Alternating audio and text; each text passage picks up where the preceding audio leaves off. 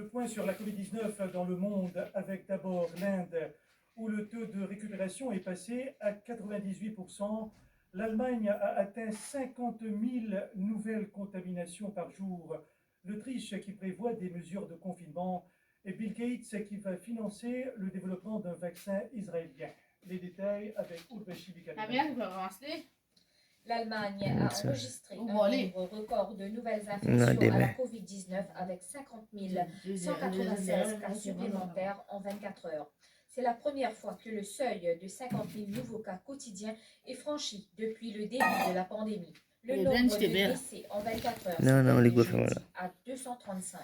La chancelière sortante Angela Merkel a jugé dramatique la reprise des infections dans le pays.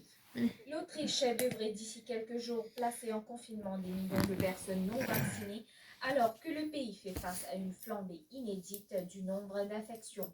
Selon des données officielles, 65% de la population autrichienne est intégralement vaccinée, l'un des plus faibles taux de vaccination parmi les pays d'Europe de l'Ouest.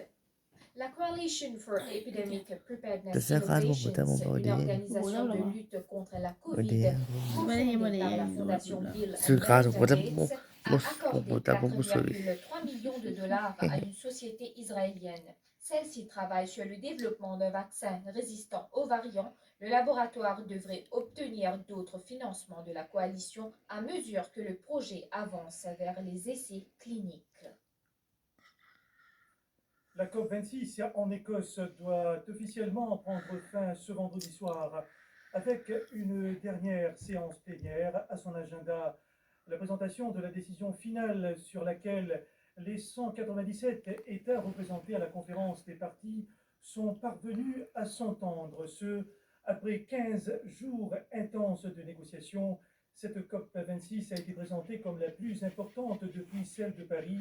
D'abord pour une histoire de calendrier puisqu'elle ouvre une décennie 2020 annoncée comme décisive en matière de garder la trajectoire de réchauffement climatique sous les 2 degrés Celsius. On vous communiquera la décision finale une fois le rideau tombé.